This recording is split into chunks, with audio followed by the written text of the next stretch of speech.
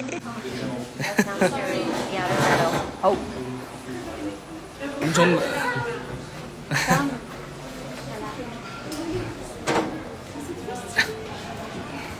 那这里 Hello Hello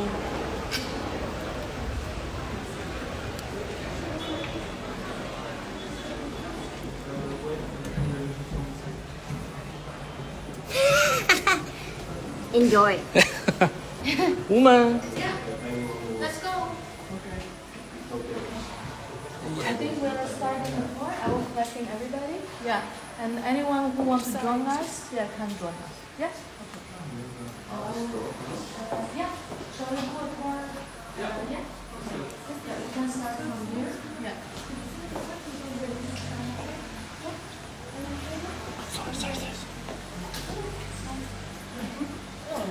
Yeah, it's a little bit messy here, but it's because we're going to perform later. Yeah. So, welcome everyone. Most of the artists already been here several days. So, but it's nice we are having kind of a private tour, including all artists, and also know the little bit behind the story about this exhibition. As I mentioned, the show is only run for 9 days, and then the night is such a special number. I think that I get information from Elly. The 9 is the largest individual number, but also sub-frequency number. Like no matter how many you times 9, it always come back. If you, for example, 9 times 2 is 18, 1 plus 8 is 9, 9 times 3 is 27, 2 plus 7 is still 9. So it's kind of a metaphor, a numerology to indicating the infinity and the end is kind of never separated. So I think also this exhibition is even very temporary short time, but it also really a long range of hope and a long range of energy. So that's why we call it other side of hope and also 9 days. Yeah. And each of the artists and session we labeled as the day number. For example, if you see the wall, we have a 0 and also the title of this day. Sometimes the title is the same as the artist's work, sometimes it's different. Yeah. For example, on day 0, the day 0 is about before the beginning, before everything started. And I invited Joar Nango, the Sámi artist from Norway, and he's actually an architect. And he brings a lot of, different touch to architect and art. The two works shown here, the first one called The Same Rope That Hung Me, will fill up in the end. It's the installation he made for Norway Contemporary Museum, installed in place. And it is made from the birch wood. The birch is type of the pioneer tree, normally grow in the cold area. For example, Norway, also in Mongolia, we also have the birch tree. Normally it has like really big roots and take all the nutrition from deep down and building the ecosystem for other beings. Yeah. And also because it's can be grow very tall but very tiny, so humans don't cut them because you cannot get too much things out of it. So because of this little nothingness, they can survive and grow bigger and bigger and bigger and bring more and more. And the material for the rope is made from the reindeer, and the rope itself I think also represents beginning, and also it's a 0 somehow. Yeah, and the second word from the Nango, it calls my father's left vest. It's the left vest you wear to save yourself when you're drumming. I really like this work because it's very, seems very simple. Also, we positioned it on garbage bin, but it actually can provide the last minute most critical help when you need it. It's the ice. You can, because ice is so, low density than water, so you can float it on water and help people. I think for both work not only conceptually strong, but also really a lot of love for these ancestries and also for the family. And it's very intimate work from my side, yes, from my point of view, yeah. So this is the day 0. Then we move to the day 1. Yeah. But give me 1 second. You can move to the day one. I will.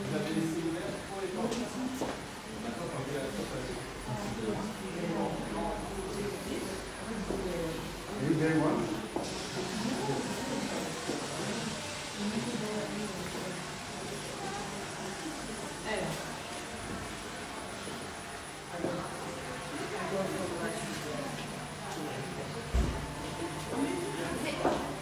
So now we come to the day one. This is day one. Contains artwork from Susan Kool and also collaboration video with her friend Hena from Finland. And the day one calls "I go from life to death to life again." Actually, this is a quote from a Canadian artist, which I was inspired.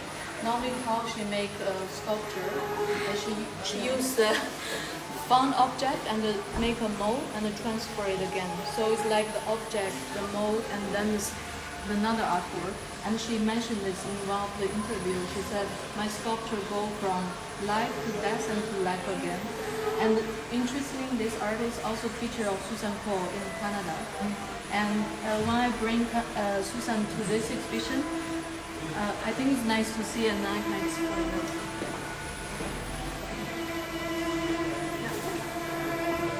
So this piece is her graduation show work. And it's depicting our ancestors using the tools to fight with each other. That's the original image, which actually this act was holding a bone, was beating up another monkey. But after the conversation we have, also in relation with another work, she added the second layer on this tapestry. She went to Textile Museum, added the embroidery of the grape, and adding a second layer on the tapestry, almost like to give a second life of this tapestry. And why we are doing this? Because she's monitoring one of the shooting stars, Haag shooting star, when the going to visit the planet. Last time visit planet was prehistory, and she also added this shooting star here, the second layer, and she made another artwork with a bottle of wine for the future. She, based on her calculation and of course her research, very accurate, I believe, 2061, the same star will visit planet again. And according to French and Chinese belief, okay, so that is the French star, how French observing this shooting star. And this is how Chinese draw the shooting star, the first to record. Yeah. So she kind of combined. And according to French mythology, not mythology, what we believe, what the French believe, they think when this star comes to visit the planet, the wine will become much better. So it will taste better. So it's kind of giving blessing to the fruit, because wine is such a blessing agent you can have for your body, for everybody, for the party. Yeah. But also according to her study, actually because of climate change, the temperature is increasing. So even 2061, when we start visiting planet, we don't know if the French one will do that. It's a question mark. And we enlarge the size of the bottle, and it's the real French wine. She refilled herself. Yeah. And it's also big wish and promise. I think we wish in the future we still have this delicious wine coming from France with the blessing of the shooting star. Yeah. Yeah. So this is day one, and the video work she collaborated with Anna. Yeah.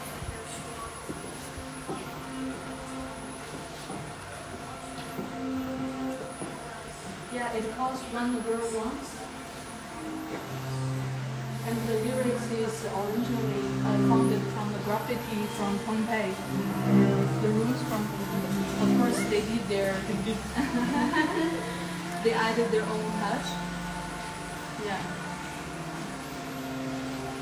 I think the lyrics is really beautiful. We also have the new website and also need to write the lyrics on the website. Also, I think it's better everybody read it. You can scan it. I hate to say this, but you can scan the QR code and read it. And it's a very touching one. Basically, it said no spirit is without mercy on this world. Anyone who loves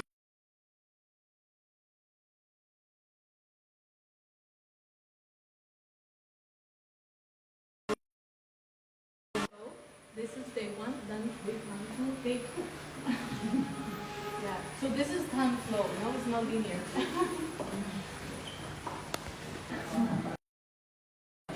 Name is because I open my eyes as moonflower. Yeah, I got inspiration from another artist. She wrote very beautiful poetry. She said, I open my eyes as sunflower, like you accept all the radiant energy from sun. And because the whole exhibition was inspired by 30K's new music album, one of her songs called Mola. And Mola in the East African language is God. And also it's a type of fish, the biggest boatfish. They're floating on the ocean, they can absorb all the light and they grow enormously. So it's kind of being digested light and huge releases and so on. And but there's no light yet. I mean,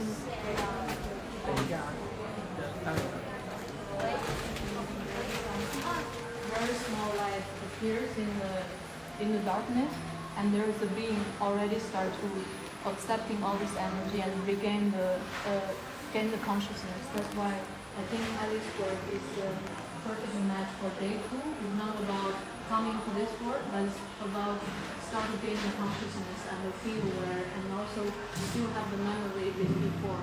Yeah. And for example, I really love, I love all of them, but especially this one, I feel very touching. And I think people can say to themselves that there's a lot of the kindness, protection, and the merciness. So yeah, I open my eyes at moonflower.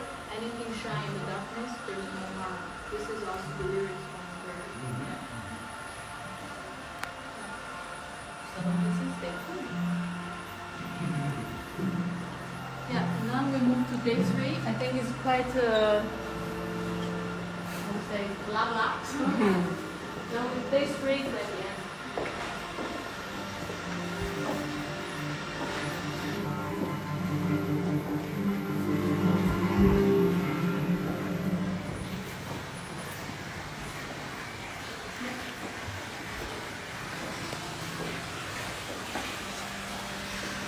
So day 3 is called as my refugee, my treasure, without body, without measure. It's the same title of the artwork from Agnes. It's a German artist. It said she couldn't make it because she's very busy with her solo show. Yeah. And this is the Spanish princess. Had been portrayed. Oh, yeah. It's fine. We had a little flash. Has been portrayed in art history several times. Yeah, if you know the painting, like with this hair, yeah, little girl standing. But rarely people know the life story of her. She died when she was 21st, and because of the problem, she was 16 just by being very baby every year. So when she was 30, she actually died on the first. And the artist made this work in relation with all other pieces. Like, there's some other pieces, but I choose this one. Most other pieces that are laying on the floor, they're all broken. They're kind of coming out because this one called the Scherer. In order to do it inside of themselves. According to Egyptian mythology, after you die, your soul is thrown into the grave. If you're alive or better, you can go to heaven. If you're happier, no one will carry your body. And for this work, she used this princess which has a lot of figures, and a lot of chapter, a lot of deep up, like a deep one of future. But the figure is very complete. Nothing is not broken, and nobody can lay away. And she remains complete in this stage forever. I think there's a lot of, also this again my interpretation, there's a lot of sympathy for women. And also, I think this today I want to dedicate for survival of women, survival of the child, and survival of the innocent. So, okay, let me take day 4 now. Day 4 is Muriel. Who is day 4? Which artist? Sorry, I was just caught off guard a little bit. Yeah, I know. We lose day 5. Yes, day 4 is Ronald, of course. Yeah, okay. So day 4 is the.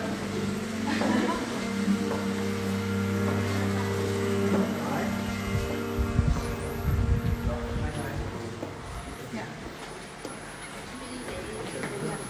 So. Day 4 is the dedicated for children and for all the children. It calls for our lost and regained children. I select artwork from Ronald Ophuis, a Dutch painter, which is also my teacher, which is there. Maybe you can give a camera. Yay! Say hi. Yeah. I choose a series of work from his birth, I think almost 15 years ago, till recent work, and all the work, there's one theme, him coming back. I think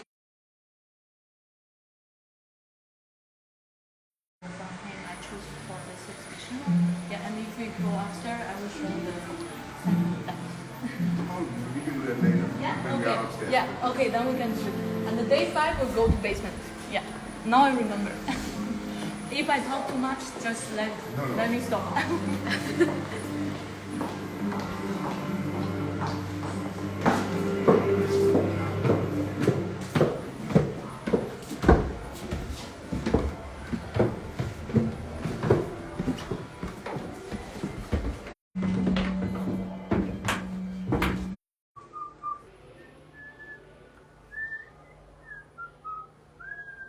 Yeah.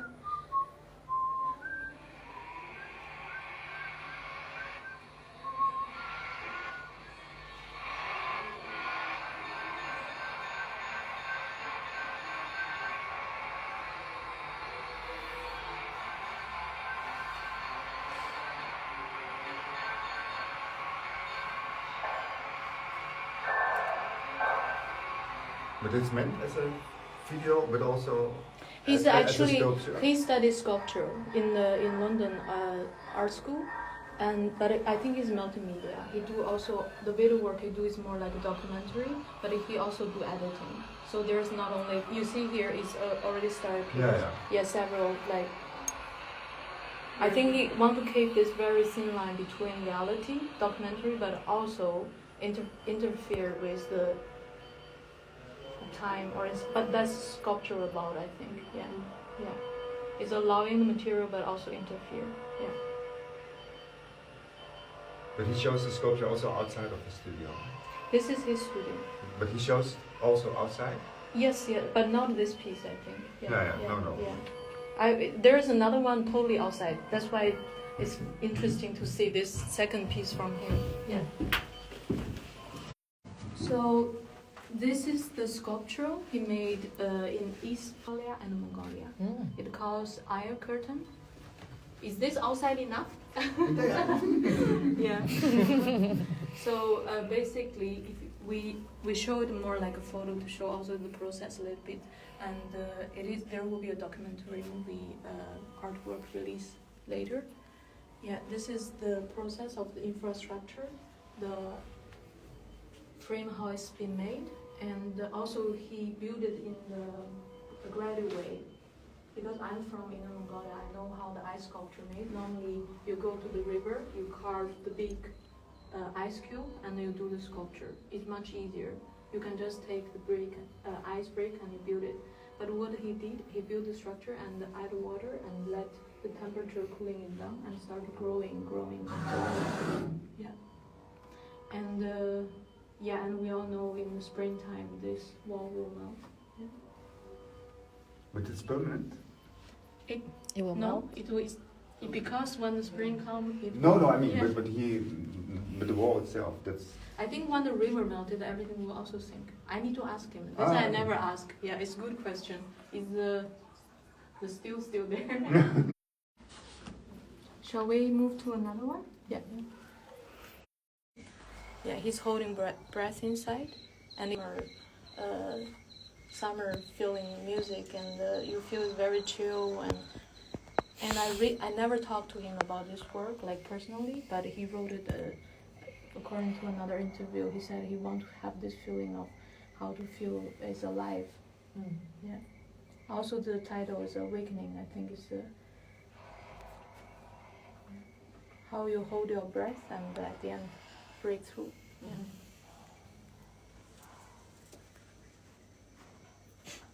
And a very impressive breath holding capability as well. Did you see him coming up when he's... Just to wait. Oh, sorry.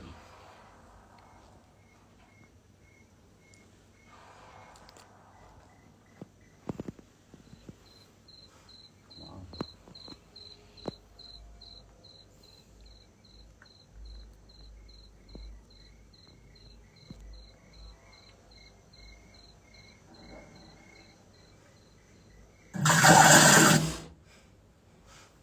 Oh, Yeah. it's small. Yeah. Yeah. No, I saw it was... No. It's life, body fitting. Yeah. Yeah.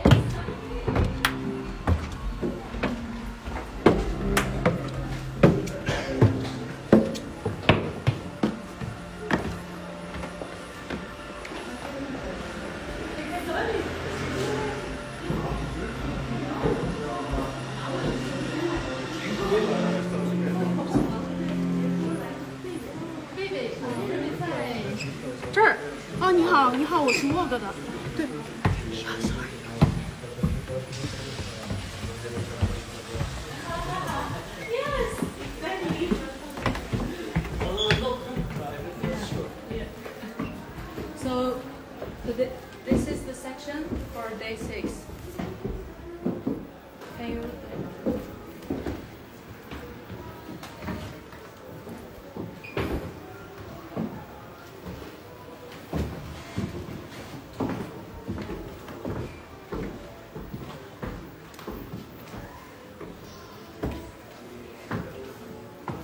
Yeah. So the title is inspired from Birdie's lyrics because one was last time you had a good cry. I invited a South Korean artist based in New York, Yehwan, to join the exhibition. This is the hello. Why are you hiding? Yeah, I fall in love with this work because I know there's a lot of digital work existing, but this one I feel especially touched.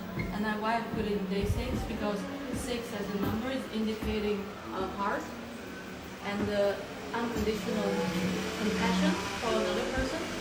And this word, if you say, is like one side is called cry, another side is said don't cry. And this is my understanding, but I think she has probably had a different motivation why I made. But when I saw it, I feel like normally we perceive technology as a tool, like we can do whatever we want. But I feel she gave a lot of emotion to the DJ, and also provide a lot of freedom and space, and also let the digital work have this temperature. Yeah. Do you want to say something? Yeah. Yeah. And also, I love how she built the construction for the projection. It's a lot of work. Everything is laser cutted, and she built the screen herself with some help with the glue gun. Yeah, 2 days and a half we are working on this. It's so, you see, also the pixels, like they start having dimension. It's not flat. Yeah, and normally we just project something and we think that's done. I think she put a lot of labor work, also attention, time, and love to the digital space. Then I think how we treat digital space can be also how we treat our reality. It's all kind of connected. If you see nowadays with, for example, fast fashion, I don't know, standard web design, everything should be easy, everything should just serve us. We almost become master of the technology. But what she is doing, she actually make it complicated, make it demanding, and you need to invest your time to make something different. Yeah, also give more freedom to the digital rings. Yeah. And the second work is from Yehwan. He's in the Yeah, more like a spatial. Yeah, and the second work.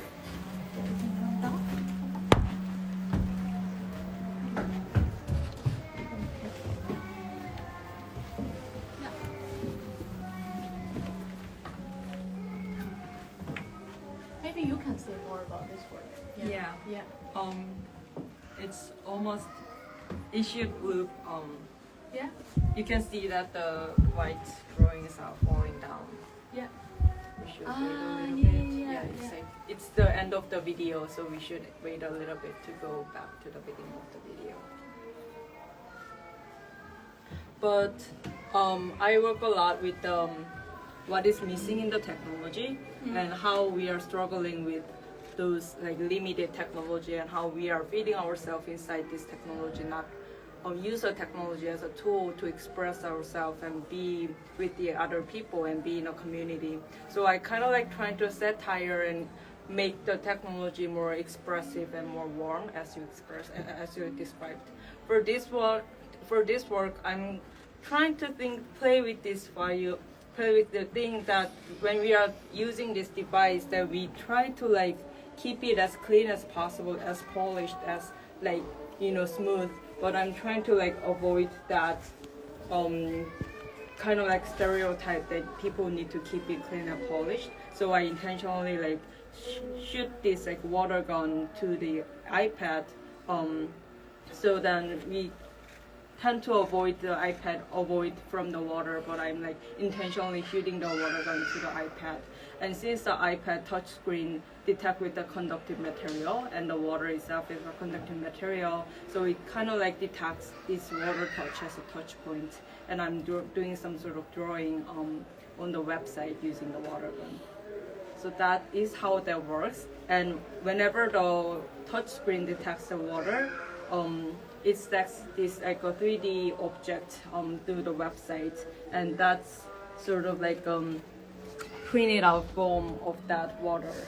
I especially like this work because like this is coming from this bulk of like device, and also it's kind of like located in between the online and the offline space, and this sort of like connects this like hidden space like a gray area between the online and offline, and that itself kind of like describes how we separate the online and offline space, even though we all live in the online and offline space, and you should treat it as like instead of thinking of them as a black and white, we should treat it as like a gray space, and think about how the connection between the two and how can we be ourselves, not feeding ourselves into the technology or the online space, but be ourselves.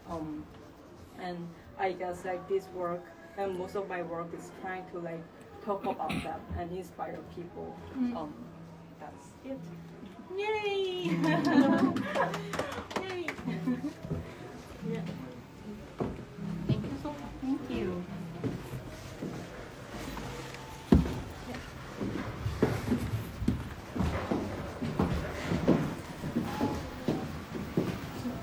This, yeah.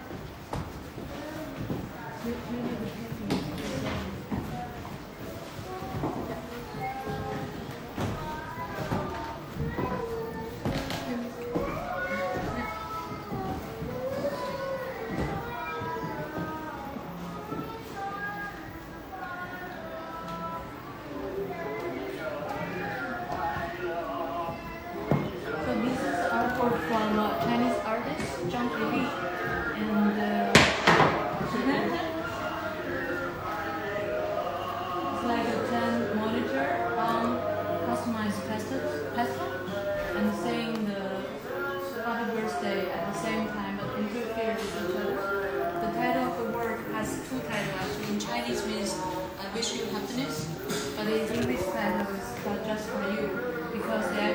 inviting people, also this kind of hugging, embracing position, invite people to stand there, and you are almost like the center of all the blessings, and everything is for you. Yeah. And also all the people who sing, they are his daughter, his brother, his peer artists. So they are people from his life and normal people in us.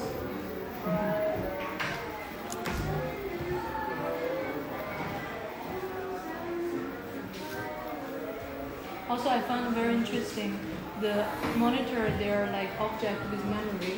Yeah, if you say this word on the normal laptop or on your phone, you have a different type of sense of time. Yeah. So I think, yeah, maybe object can also have memory and remain over time, which has been lost. Yeah. Is it one family? Yes, like all of us. Yeah. Oh, yes.